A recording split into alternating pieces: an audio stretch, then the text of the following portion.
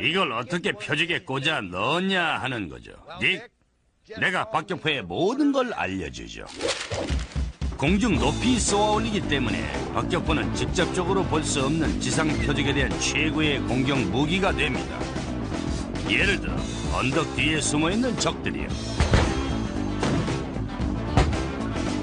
자신의 위치를 정확히 알고 적의 위치가 어디인지 정확히 알 수 있다면 박격포의 발사 각도와 포신의 방향을 조절해서 숨어있는 적의 뒤통수를 갈길 수가 있습니다.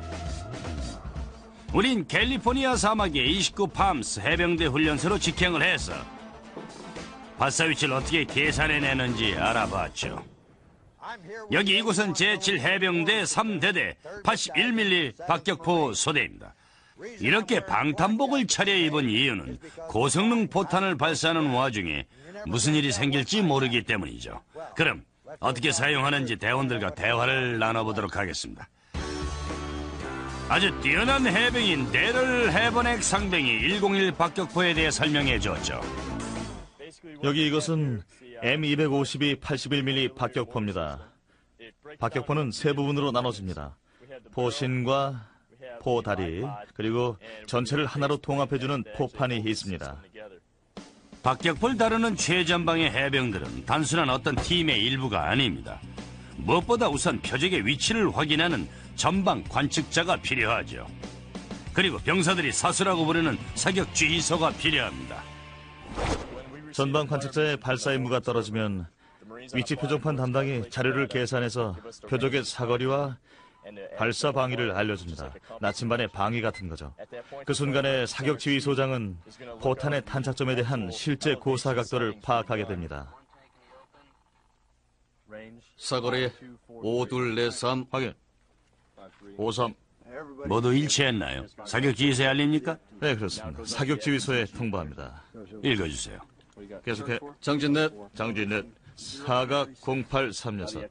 사격 지휘소장은 포 조준에 필요한 자료를 갖고 발포 명령을 내릴 겁니다.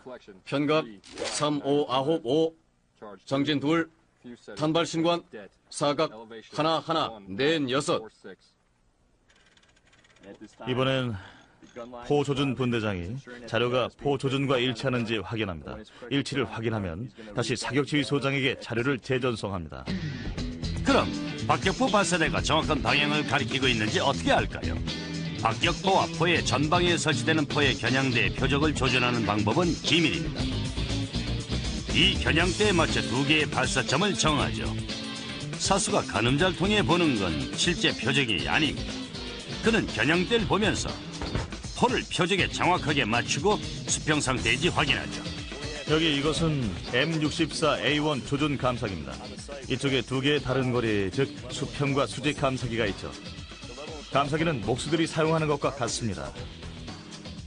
박격포가 지상과 수평인지 확인하려면 숲을 중앙에 놓이게 해야 하죠. 편각 고리는 포신을 좌우로 움직이게 합니다. 사거리를 바꾸려면 포신의 각도를 바꿉니다. 사각고리를 돌리는 것이죠. 좀 봐도 될까요? 네, 보십시오. 카메라맨의 정조준을 했습니다. 언제든 이 카메라를 날려버릴 수 있겠죠? 하지만 그렇게 하진 않을 겁니다. 더 이상 앞에서 얼쩡거리지 마. 이제 포를 발사할 준비를 해야 하니까. 아이야! 우린 이걸 보려고 온 것이죠. 실제 발사를 할 겁니다.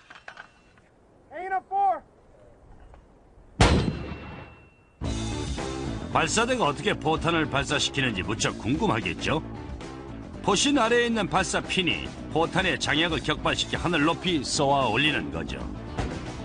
건너편 언덕 약 4,000m 지점에 있는 표적은 완전히 박살이 납니다. 정말 동기유발이 되겠죠.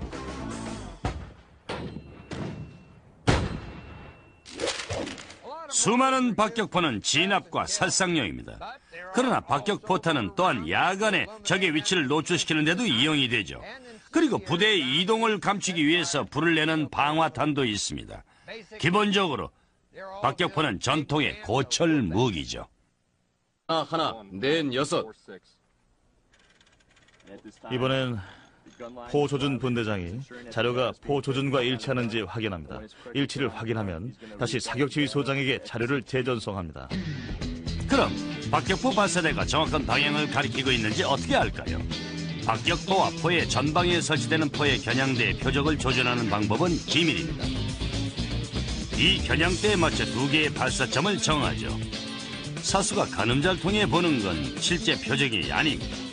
그는 겨냥대를 보면서 포를 표적에 정확하게 맞추고 수평 상태인지 확인하죠. 여기 이것은 M64A1 조준 감사기입니다. 이쪽에 2개의 다른 거리, 즉 수평과 수직 감사기가 있죠. 감사기는 목수들이 사용하는 것과 이걸 어떻게 표적에 꽂아 넣었냐 하는 거죠. 닉, 내가 박격포의 모든 걸 알려주죠. 공중 높이 쏘아 올리기 때문에 박격포는 직접적으로 볼 수 없는 지상 표적에 대한 최고의 공격 무기가 됩니다. 예를 들어 언덕 뒤에 숨어있는 적들이요. 자신의 위치를 정확히 알고 적의 위치가 어디인지 정확히 알 수 있다면 박격포의 발사 각도와 포신의 방향을 조절해서 숨어있는 적의 뒤통수를 갈길 수가 있습니다. 우린 캘리포니아 사막의 29 팜스 해병대 훈련소로 직행을 해서 발사 위치를 어떻게 계산해내는지 알아봤죠. 여기 이곳은 제7 해병대 3대대 81mm 박격포 소대입니다. 이렇게 방탄복을 차려입은 이유는 고성능 포탄을 발사하는 와중에 무슨 일이 생길지 모르기 때문이죠. 그럼 어떻게 사용하는지 대원들과 대화를 나눠보도록 하겠습니다. 아주 뛰어난 해병인 데럴 해버넥 상병이 101 박격포에 대해 설명해 줬죠. 여기 이것은 M252 81mm 박격포입니다. 박격포는 세 부분으로 나눠집니다. 포신과 포다리, 그리고 전체를 하나로 통합해주는 포판이 있습니다. 박격포를 다루는 최전방의 해병들은 단순한 어떤 팀의 일부가 아닙니다. 무엇보다 우선 표적의 위치를 확인하는 전방 관측자가 필요하죠. 그리고 병사들이 사수라고 부르는 사격 주의소가 필요합니다. 전방 관측자의 발사 임무가 떨어지면 위치 표정판 담당이 자료를 계산해서 표적의 사거리와 발사 방위를 알려줍니다. 나침반의 방위 같은 거죠. 그 순간에 사격 지휘 소장은 포탄의 탄착점에 대한 실제 고사 각도를 파악하게 됩니다. 사거리 5243 확인. 53. 모두 일치했나요? 사격 지휘소에 알립니까? 네, 그렇습니다. 사격 지휘소에 통보합니다. 읽어주세요. 계속해. 장진넷 장진넷 사각 0836. 사격 지휘 소장은 포 조준에 필요한 자료를 갖고 발포 명령을 내릴 겁니다. 현갑 3595 장진 둘 탄발 신관 사각 하나 같습니다. 박격포가 지상과 수평인지 확인하려면 숲을 중앙에 놓이게 해야 하죠. 편각고리는 포신을 좌우로 움직이게 합니다. 사거리를 바꾸려면 포신의 각도를 바꿉니다. 사각고리를 돌리는 것이죠. 좀 봐도 될까요? 네, 보십시오. 카메라맨의 정조준을 했습니다. 언제든 이 카메라를 날려버릴 수 있겠죠?